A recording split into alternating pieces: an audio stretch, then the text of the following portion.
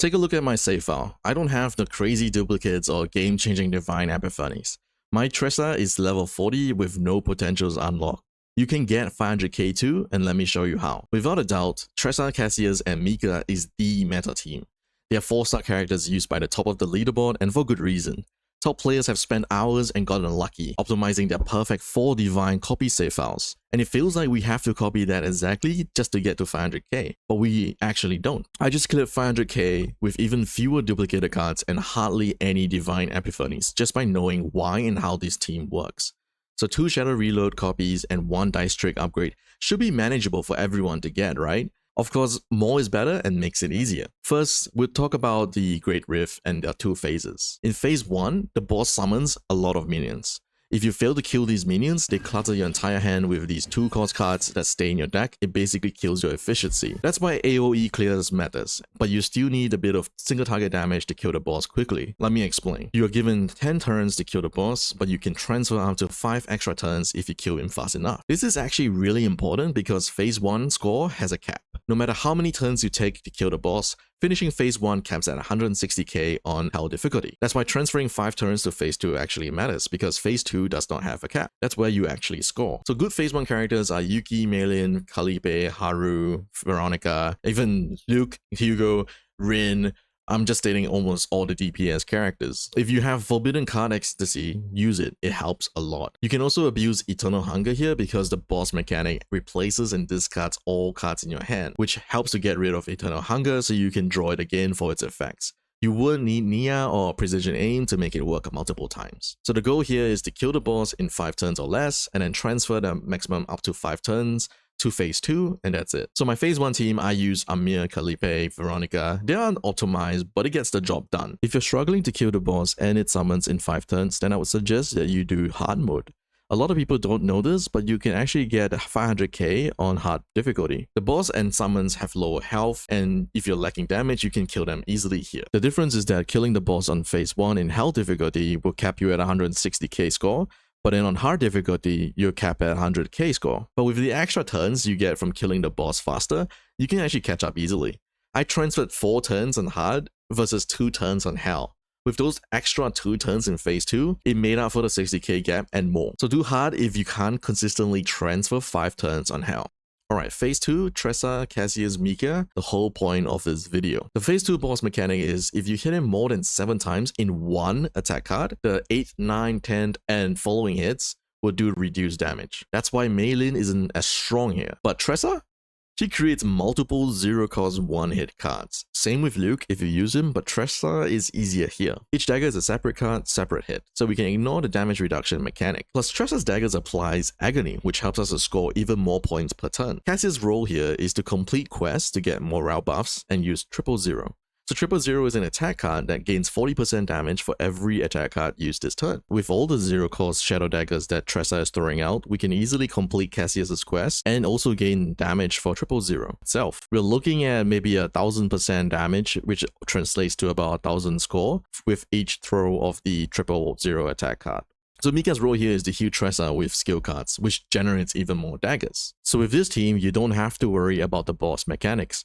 You just need to heal and spam shadow daggers at the enemy. Okay, so now you know how this works. Let me break down what you actually need to hit 500k. So the first thing is you need 2 copies of the Shadow Reload upgrade card. 3 would be best, 4 might be a little bit of overkill unless you have all these AP sources to try to use it, because you only start out with 3 AP at the start of the battle anyway. Now I do have the equipment that helped me set up a lot. Turn 1 I'm drawing 3 extra cards and getting 2 extra AP, but that's basically like having an extra turn. So I had 9 total turns in phase 2, but I managed to hit 500k in 7 to 8 turns.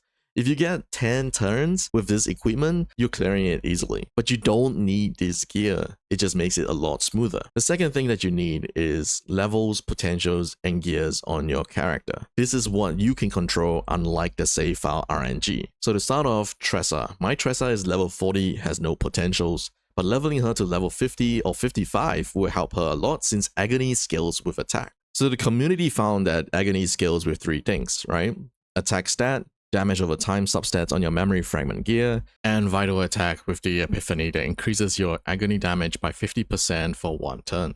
So her potentials will help, but none of these directly increases agony damage. not even the unique capstone potential here. More importantly, you need memory fragments with attack percentage on gear slots 4, 5, and 6 as your main stat, and get damage over time substats on all pieces of gear if possible. So keep in mind that I'm not telling you to get all of these, but this is how you can get yourself up to 500k if you just follow these general rule of thumb. So make sure to upgrade these memory fragments because the percentage difference between a +0 and a +5 is massive. But if you don't have the perfect memory fragment with the perfect substats, then I would stop at +3 because anything more would cost this core resource and they're very hard to get. So don't waste your resources on just a stupid 500k achievement. So do you need 222 set bonuses for Tressa? The only 2 set you really need is Attack for Agony. Everything else is mainly for Shadow Dagger's initial hit damage. So it would be nice to have, but it's not necessary. Just try to get more attack percentage sources, attack damage substats, and also get more damage over time so that because most of your damage for Tressa is coming from agony damage. For equipment wise, when you're doing chaos runs, these are generally more useful pieces. So obviously some will be better than most, and everyone has their own preferences.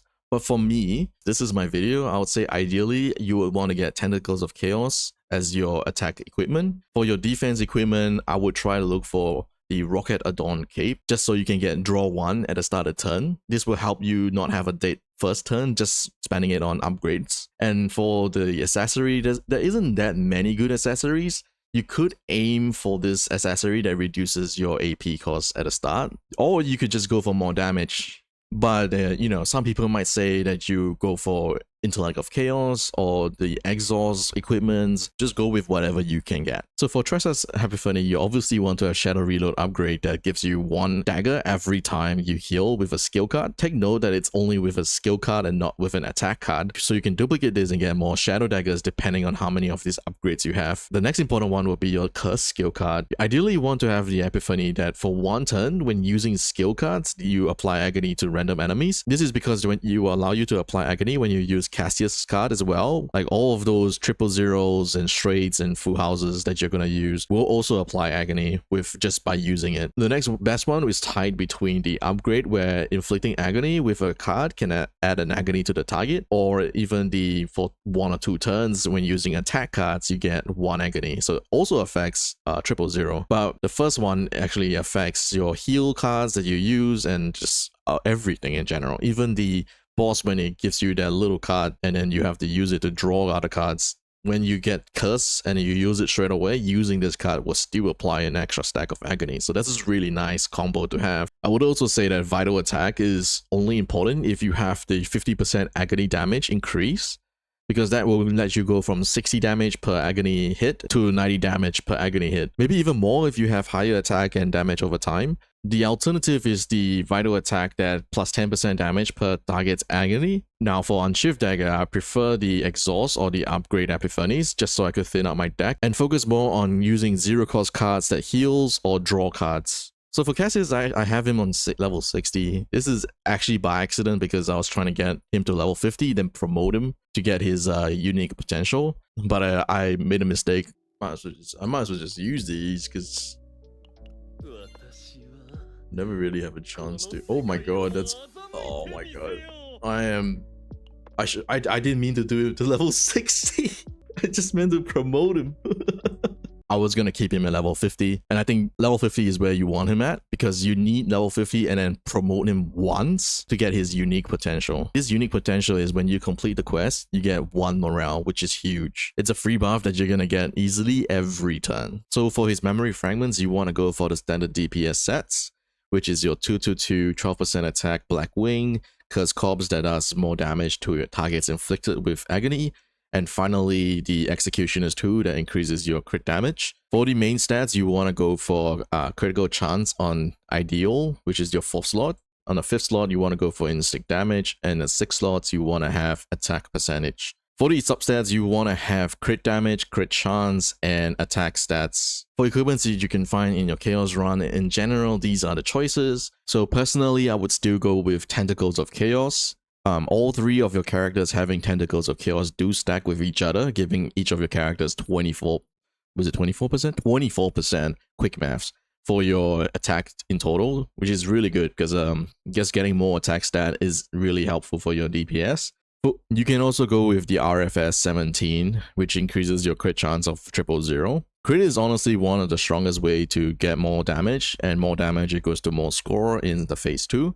For your defense, I would say Brainwave Blocking Helmet is really strong because whenever you draw by an ability, which you would sometimes get full house and that will help you to draw, Cassius is really drawing a lot of cards here, but not as much as he is exhausting cards. But with Brainwave Blocking Helmet, he will get a shield. So the nice thing about the shield is that you can also gain score from blocking the boss's damage. So Fragment of Empty Void could be good as well, but I would only go for it if you don't have Tentacles of Chaos or maybe even Sphere of Randomness. So for your accessories, I would say prioritize Sphere of Randomness. Even Superconductive Protein would be good.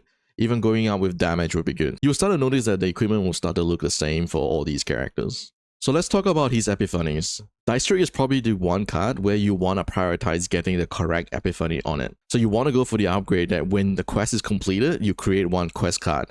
This could create any of the 4 cards on the screen right now, and they're all very useful for Cassius to do more damage, to have card draws, or even give yourself 2 morale buffs. For Popeye Popper, I would say that the best one is choosing which of the quests, because if you don't choose, you have to RNG the 25% chance of getting the wrong quest, and that means you have to restart the entire run, and restarting the run means you have to start from phase 1, and I don't want to do that because I don't want to spend another second in this laggy game mode. But people would also argue that the initiation one, where you start out the battle with it, is also strong. I would say that these are the people who are really trying to push the score higher than 500k.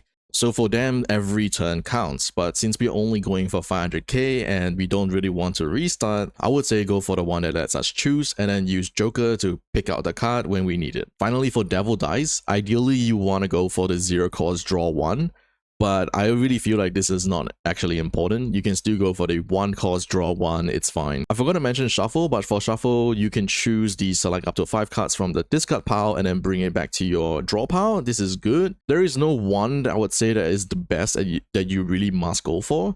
I actually quite like the one where you move all your cards from your hand and discard to draw pile and then you draw 5. That is because if I have that card in my hand and I use up all the other cards in my hand and this is the only card left, I can just use this to just draw 5 straight away. When it comes to like choosing what to duplicate, I would say that having more than one dice trick is good because that way you can get yourself more morale buffs or more card draws. But at the same time, it's very expensive, it's 2 cost. And for me, I actually only have 1. So it was just to show that you don't really need more than 1. If you don't get lucky, you can duplicate either Joker or Devil Dice as well.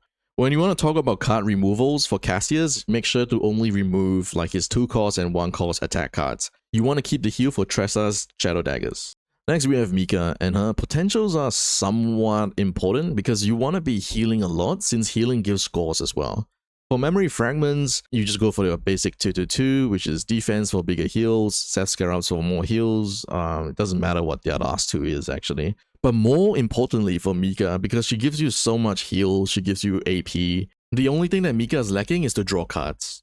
So take a look at my save file for Mika. I would say that this isn't the best Mika that you can find for obvious reasons. Even though I have the Divine Epiphany that draws 1 on Tactical Analysis, I feel like it would be better suited to have that draw 1 on Source of Water and duplicate that as much as possible. But we don't actually need these Divine Epiphanies for it to function. Blessing of Waves can also get a draw 1 on it. And Tactical Analysis also has an epiphany that allows you to heal for 0 cost. So if I have to redo my entire save file for Mika, I will also add maybe Gear Bag to it. That will allow me to draw my dice trick upgrades quicker, and then I can have it set up so that every time I use my 0 cost cards, I can pray and get full house, which allows me to draw more of my cards. But that's why I'm trying to let you guys know that even with this subpar save file for Mika, I also had my own dead turns where I couldn't even get most of my cards in that 1 turn, so I had to just end my turn there. It was a bit wasteful, but even then I still was able to get 500k. I think there's a lot of RNG involved, but that's just the nature of this game. So now you have your characters built, this is when you start your phase 2,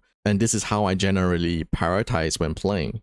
You don't have to follow these steps exactly, but this helps to maximize your score. So the priority order is to use Popeye Popper to activate quest for 000. Then you use your Shadow Reload upgrades and card draws to try and get Dice Trick online. Once these are set up, every other turn we're just trying to use Curse Skill card first and Curse Gouge so that we can stack more Agony. Then when we get more quest cards, we save 000 but use everything else. This is because 000 gets increasingly more damage when you use every other attack card first. 000 itself will also increase its own damage when you use another 000. Note that these quest cards do not count towards completing the quest, and you can see how many you have used by the indicator here on the top left. So there's a lot of card counting, like making sure you don't exceed the 10 limit when you're generating 3 shadow daggers and 3 quest cards. You'll definitely make mistakes, and that's completely fine. I would go against using an undo action for this because it's simply not worth it. I did it once and it broke my run. With each card I used, I kept getting an error message and had to wait 10 to 20 seconds just looking at this black screen. Someone joked that the game applied agony on me instead. So about Glorious Resistance, this card adds 1 AP every turn, which is really great, but it also deals 10% of your max health damage to you every turn. So the top players are using this card because they're trying to score way higher than 500k. It is extra and you don't need it. But you find yourself consistently out-healing all the damage you take and blocking all of it with your shields, then this could help you push your score even further. Again, it's no big deal having it since our goal is to hit 500k. So here's the thing, right? You can't control spending an hour in Chaos Run and getting a bad save file. You can't control the Divine Epiphany RNG that you get on your cards. You also can't control whether you get enough copy events. But you can control the other things like leveling up your characters to level 50 or maybe 55 and also having the potentials, right? But most important thing is actually your memory fragments. I mean, it's still RNG, but it's a lot more easier to farm for and it's way more impactful than trying to farm for your save files. So if I can hit 500k with this team after understanding everything we have gone through, I think you can too. I made this video because I saw that my score at 500k was at top 10%. 500k is what we need to hit for the achievement. And so I don't think that seemed right to me. So I don't know if this is gonna help anybody and maybe the top 10% is skewed by the endless number of reroll accounts, if you know what I mean. But honestly, I hope that more people get to 500k. I mean, the rewards are just 50 crystals, but it's still 50 free crystals and 60,000 credits. You also get a really nice unlockable sticker here. So I hope that my top 10% becomes the top 50%, and as long as this video helps one person, that's good enough for me. If this helped, drop a like and subscribe, but also let me know your Great Rift score in the comments because I really want to know what everybody's at right now, and that will help me determine what kind of video I should make next.